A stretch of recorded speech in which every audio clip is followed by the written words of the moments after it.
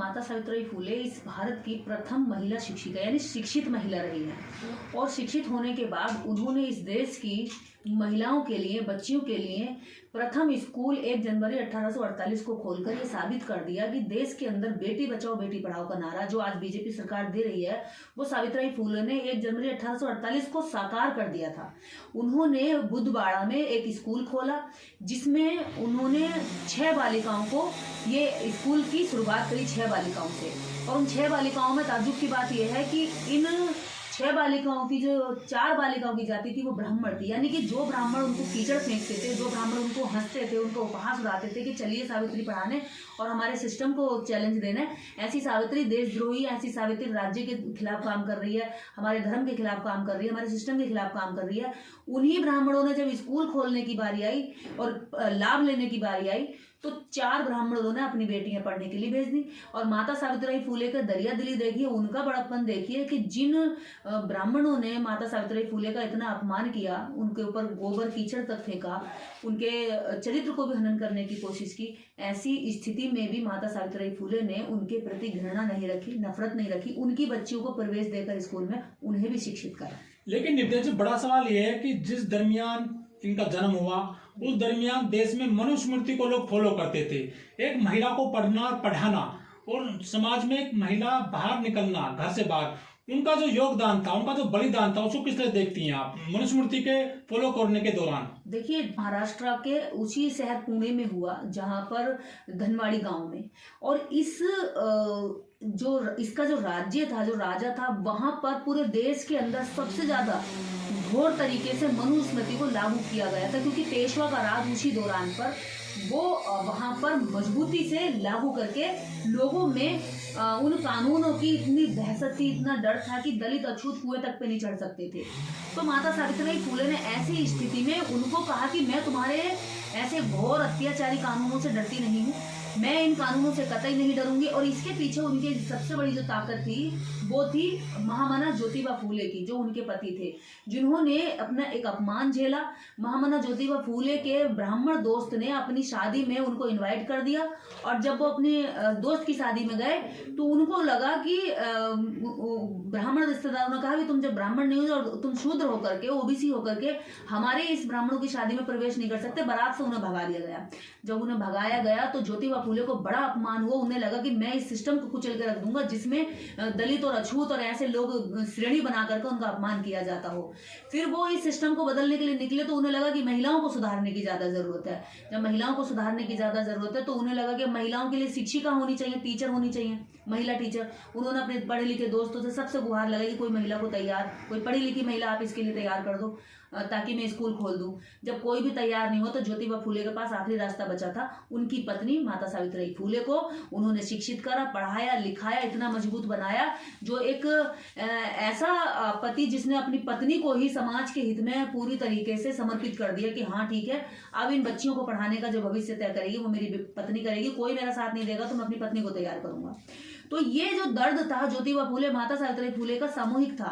उन्हें लगता था कि उनका व्यक्तिगत नहीं था, उन्हें लगता था कि मैं पढ़ा लिखा होकर के मेरे दोस्त ने शादी से मुझे भगा दिया तो मुझे कितना दर्द हुआ, मुझे रात को नींद नहीं आई, मैं बेचैन हो गया, तड़प गया कि कैसे ये बुराई को खत्म करूं।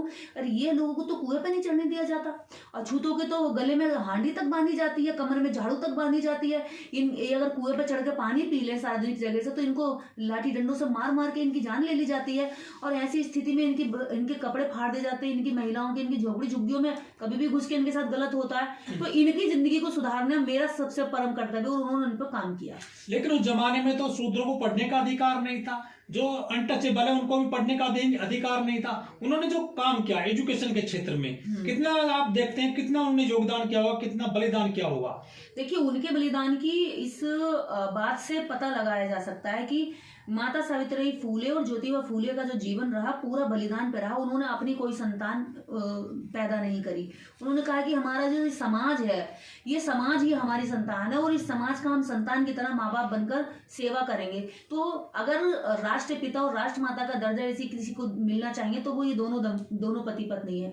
इन दंपति ने कभी भी अपने जीवन में निजी सुख के लिए कुछ भी नहीं किया। पूरा जीवन इस समाज के लिए समर्पित कर दिया। जब माता सावित्रीबाई फुले के ऊपर कूड़ा फेंका जाता था, गोबर कीचड़ डाला जाता था, तो माता सावित्रीबाई फुले बड़ी निराश हो जाती थी घर आकर के और रोया करती थी। तब ज्योतिबा फुले कहते थे कि सावित्री, हमें डटकर मुकाबला करना है। जिस सिस्टम के खिलाफ हम लड़ रहे हैं वो लोग बहुत ताकतवर और जाहिल लोग हैं, उन लोगों के पास मानवता नहीं है, उन लोगों के पास इंसानियत नहीं है, इसलिए वो हमारा हर तरीके से मनोबल तोड़ने का प्रयास करेंगे। लेकिन तुम मजबूत इरादों के साथ खड़ी रहना, क्योंकि मैं भी इस जंग में तुम अकेली नहीं हो, मैं साथ हूँ। तो उनका त्याग बलिदान ये देखिए कि जब जिन ब्राह्मण उनको गाली देते थे और दोनों को गालियों के साथ जगह जगह पर मजाक बना देते चलती थी, तो कहते थे कि भाई ये तो हमारे जो मनुस्मृति का राज है, इस राज को पूरी तरीके से चुनौती दे रहे हैं और ऐसे चुनौती देने वाले लोगों की जान को हम जो है पूरी तरीके से कहीं ना कहीं नुकसान पहुंचाने का भी काम करेंगे। ज्योतिबा फूले के जान लेने के लिए दो शराबी, यानी कि दो अछूत समाज के दो शराबी लोगों को तैयार किया गया। उन्हें ताड़ी पिलाई गई, उन्हें कुछ पैसा दिया गया और कटार देकर कहा गया कि जाओ तुम ज्योतिबा फूले की हत्या कर दो, क्योंकि ज्योतिबा फूले जो है तुम्हारे खिलाफ काम कर रहा है। ज्योतिबा फूले धर्म के खिलाफ काम कर रहा है। जैसे आज भी कहते हैं धर्म विरोधी, राष्ट्र विरोधी, कि ज्योतिबा फूले राष्ट्र के विरोधी काम कर रहा है, ज्योतिबा फूले धर्म के विरोधी काम कर रहा है, जाओ और इसकी जो है तुम हत्या कर दो, ये तो बहुत बुरा आदमी है, दुष्ट आदमी है, पिशाच आदमी है। तो वो दोनों शराब पी करके जब ज्योतिबा फूले को और माता सावित्रीबाई फूले पर अटैक करने के लिए गए, तो माता सावित्रीबाई फूले के पास उन्होंने ये कहा कि भाई हम तुम्हें मारने और मार ही चुके होते अगर वो समय पर जग नहीं गए होते। तब ज्योतिबा फूले ने कहा कि सावित्री, अगर ये मुझे मार दे तब भी इनके बच्चों को पढ़ाते रहना, अगर मैं मर भी जाऊं तब भी तुम इनके बच्चों को पढ़ाते रहना। सावित्रीबाई फूले ने कहा कि ठीक है, अगर ये मुझे मार देते तो आप इन बच्चों को पढ़ाना, इनके बच्चों को पढ़ाना, अगर ये तुम्हें मार देते तो मैं पढ़ाऊंगी। और इस बात को सुन करके वो मारने वाले लोगों के रोंगटे खड़े हो गए।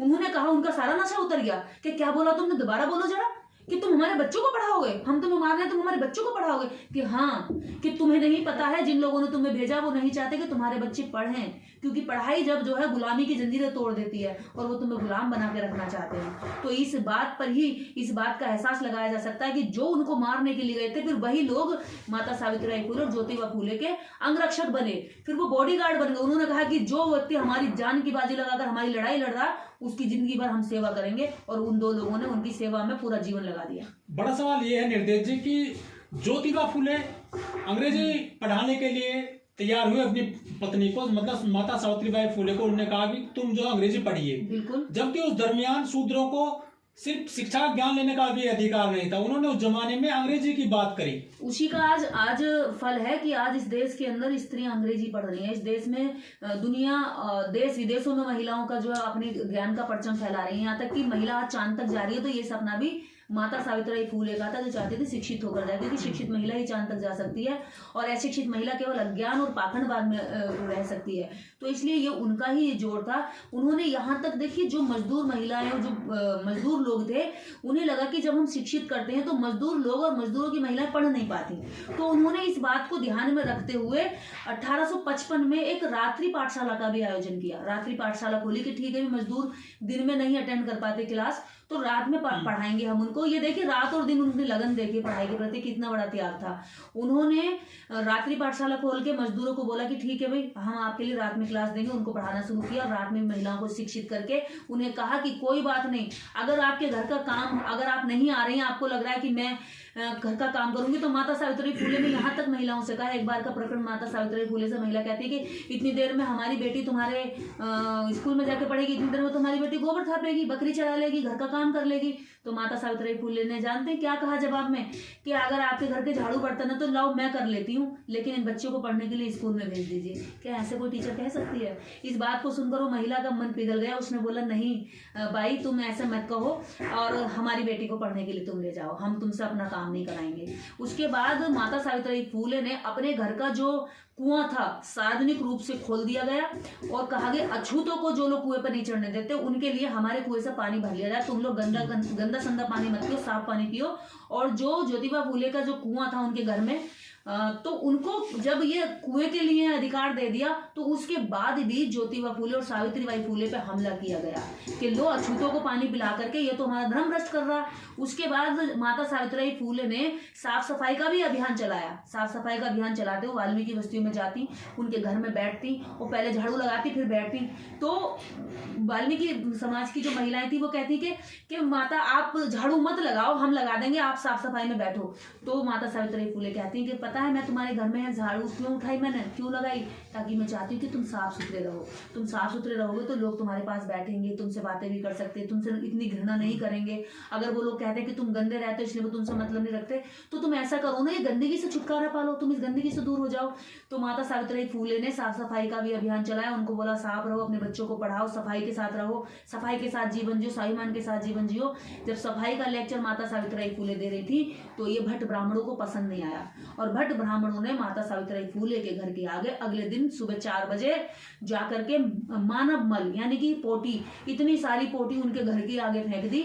और जब ज्योतिबा फूले सावित्रीबाई फूले सुबह सोकर उठे तो आपको पता है उन्होंने जब देखा ये कितनी गंदगी पड़ी है, ये कौन फेंक कर गया इतना सारा गंदगी, तो उन्होंने वो समझ गए कि हम जिन लोगों को जगा रहे हैं वो ये। उन्होंने फिर अगले दिन कहा कि अगर तुम इन वाल्मीकि लोगों को सफाई का पाठ पढ़ाओगे तो हमारी गंदगी कौन उठाएगा।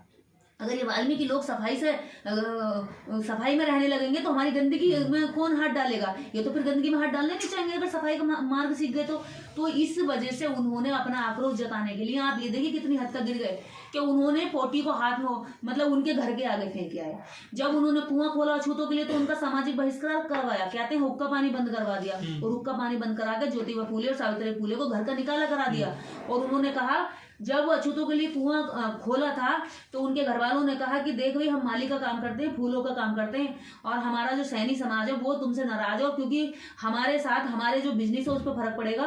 क्योंकि ब्राह्मणों ने कहा कि अब तुम्हारे फूल मंदिर में चढ़ाने के लायक नहीं रहे क्योंकि तुमने अछूतों को जो है अपने कुएं पर प्रवेश दे दिया और तुम्हारा जो लड़का और बहू है वो अछूतों की बस्ती में जा जाकर उनके बीच में बैठते उन्हें जगाते हैं। तो उन्होंने कहा कि तुम्हारा हुक्का पानी बंद है, तुम इस बस्ती में नहीं रह सकते, या तुम अपने बेटा बहू को घर से निकालो या फिर तुम हुक्का पानी बंद कराओ।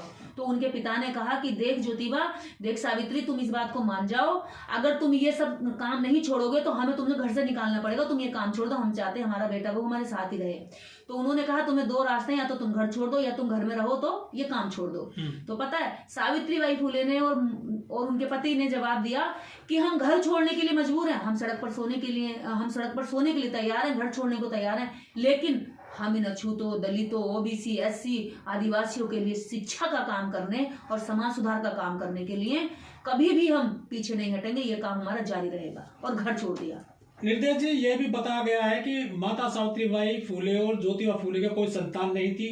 उन्होंने एक विधवा महिला का बच्चा गोद लिया, मतलब वो ब्राह्मण महिला का बच्चा गोद लिया था, उसको डॉक्टर बनाया। महिलाओं के लिए कितना काम किया आपकी नजर में ज्योतिबा फूले और माता सावित्रीबाई फूले ने, जो उनके लिए रिसर्च सेंटर भी खोले गए थे। देखिए 1874 में माता सावित्रीबाई फूले ने एक ऐसा केंद्र खोला जिसमें जच्चा बच्चा केंद्र के नाम से वो जाना गया, जिसमें विधवा महिलाएं, जब पहले होता क्या था, जो भी लड़कियां महिला विधवाएं हो जाती थी उनके साथ घर के पुरुष जो अवैध संबंध बना लेते थे, अगर वो प्रेग्नेंट हो जाती तो उनके पास एक ही रास्ता होता था, या तो वो जाके मर जाए, कुएं में जाके गिर जाए, या इधर उधर जाके कहीं, या फिर वैश्यालय में पहुंच जाए, या फिर देह व्यापार का काम करें, देवदासी बन जाए। हाँ, या देवदासी बन जाए मंदिरों में। देवदासी में भी कुंवारी लड़कियां ली जाती थी, इस तरह की महिलाएं नहीं ली जाती थी क्योंकि देवता को कुंवारी लड़कियां चढ़ाई जाती थी, वो भी उस समय जब रजस्वला होने से पहले। तो ऐसे कानून पर माता सावित्रीबाई फूले ने घृणा जाहिर करी और कहा कि ये इन लोगों को तुम अपनी हवस का शिकार बनाकर घर की विधवा महिलाओं को तुम सड़कों पर छोड़ देते हो मरने के लिए, जैसे आज गायों को छोड़ देते हैं ना लावारिस, ऐसे पहले महिलाओं को स्थिति थी, इस तरह से छोड़ दिया जाता था। तो जब माता सावित्रीबाई फूले ने, जब वो काशीबाई पंडित नाम की महिला प्रेग्नेंट हो गई थी और वो मरने के लिए जा रही थी, ज्योतिबा फूले को ब्राह्मण महिला थी, तो उसने कहा कि मैं मरने के अलावा मेरे पास कोई रास्ता नहीं है।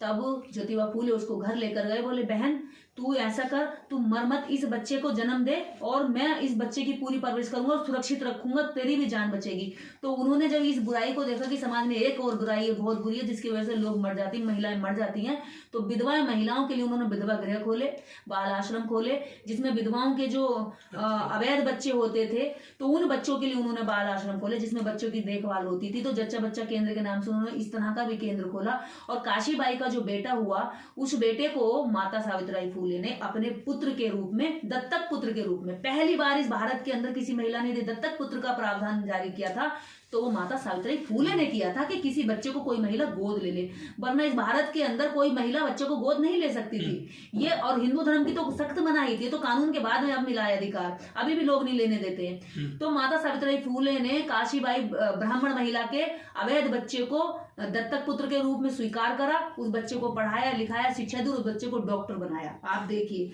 और उस बच्चे को डॉक्टर बना करके उस पुणे के अंदर बड़ा हॉस्पिटल खोल के दिया, जिसमें कोड़ियों की, अपाहिजों की और अलग अलग जो महामारियां फैलती थी सबका इलाज होता था। ऐसी थी महामाया हमारी माता सावित्रीबाई फूले। और आज सैनी समाज जो है राम मंदिर बनवाने में लगा हुआ है, लेकिन सैनी समाज माता सावित्रीबाई फूले का जो फूलेबाड़ा में जो स्कूल है, जिसका अभी भी आप देखेंगे तो खंडर बना पड़ा है, उस स्कूल को उसको कॉलेज और यूनिवर्सिटी में तब्दील कराने के लिए सैनी समाज में कोई हलचल नहीं हो रही है। सैनी समाज तो पड़ा है बस सोया हुआ, उसे तो लगता है कि बस हमने फूल की गुलामी कर ली, फूल माला में पिरो लिया और हमारा जी हो गया काम कल्याण। उसे ये नहीं पता कि उसका कल्याण करने वाले कितने महान शख्सियत उन्हीं के समाज में जन्मे, जिन्होंने उस व्यवस्था को नकार करके तुम्हारे लिए नए रास्ते खोले। तो सैनी समाज को जागरूक होना चाहिए, जानना चाहिए। अगर उन्हें अपने जिंदगी में अपने बच्चों में तरक्की करनी है तो सबसे पहले माता सावित्रीबाई फूले को, सैनी समाज को पढ़ना ही होगा। लेकिन जो माता सावित्रीबाई फूले और ज्योतिबा फूले ने जो काम किया देश में बच्चों के लिए, एजुकेशन के लिए, उनको पहला शिक्षिका भी माना जाता है। लेकिन हमारे देश में तो जो सावित्रीबाई फूले को तो नहीं याद किया जाता है, मोस्टली एक जो सरस्वती की पूजा की जाती है शिक्षा के लिए। देखिए 29 जनवरी 1853 को माता सावित्रीबाई फूले ने एक कानून की ओर एक प्रतिबंध और लगाया, बाल हत्या। पहले क्या होता था, बच्चों को पानी में डुबोकर, नदी में डुबोकर, दूध में डुबोकर या स्वीट पॉइजन चटा करके मार दिया जाता था। और उन बच्चों को उन्होंने कहा कि नहीं, 1853 में उन्होंने सख्ती से इस प्रथा का विरोध करते हुए लोगों में जागरूकता पैदा की कि इन बच्चों को मारो मत, ये बच्चे भी ये इनोसेंट है, इनकी तो कोई गलती नहीं, अपराध करके कोई और जाता है लेकिन मारते इन बच्चों को हैं। तो उन अपराधियों को रोकने के लिए उन अपराधियों में भी डर पैदा हुआ कि ऐसे बच्चे जन्म लेते हैं और ऐसे बच्चों का मारा नहीं जा सकता।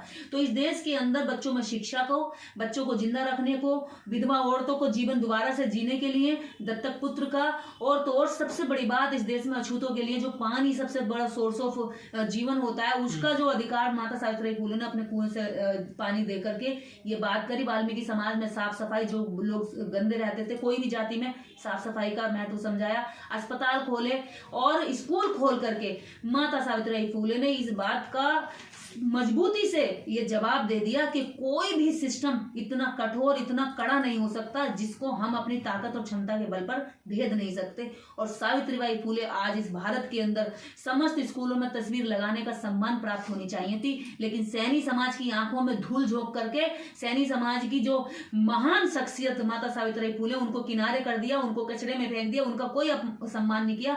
और एक कल्पना की देवी सरस्वती, उनको जो है हर मंदिर और कॉलेज यूनिवर्सिटी में डाल दिया। क्या सैनी समाज को अपना अपमान दिखाई नहीं देता?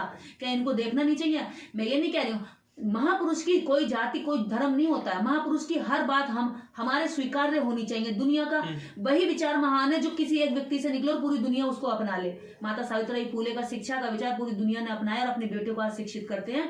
तो ये माता सावित्रीबाई फूले का विचार है। मेरे पिता ने मुझे स्कूल भेजा तो ये सावित्रीबाई फूले का विचार था। भले उन्हें नहीं पता था कि शिक्षा की अलग ज्योतिबा फूले ने और सावित्रीबाई फूले ने जगाई, लेकिन आज भले ही सैनी समाज को आज नहीं पता है, लेकिन अगर जिस दिन पता चल गया, वास्तव में इस देश के हर स्कूल, कॉलेज, यूनिवर्सिटी में सावित्रीबाई फूले की तस्वीर लटकी मिलेगी, टंगी मिलेगी, सम्मान के साथ उसमें लोग सुबह उठेंगे, अपने बच्चों को प्रार्थना सावित्रीबाई फूले की कराएंगे।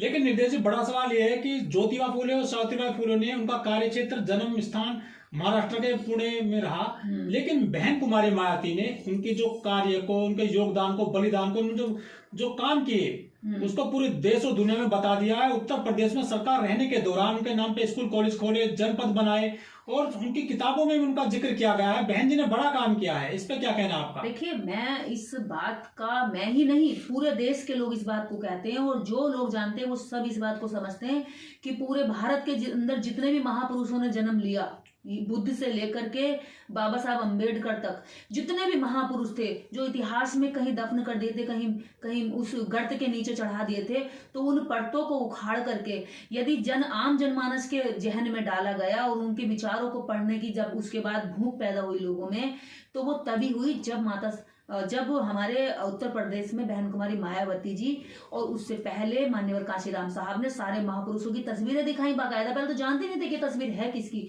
उन्होंने उनकी तस्वीरें बनाई, गांव गांव गली मोहल्ले जा जा करके लगाई, दिखाई और भाषण दिए कि ये हैं, इन्होंने ये काम किए, इनके कामों के बाद ये चीजें परिवर्तन हुई, पहले ऐसा कानून था, उसके बाद ये कानून बना।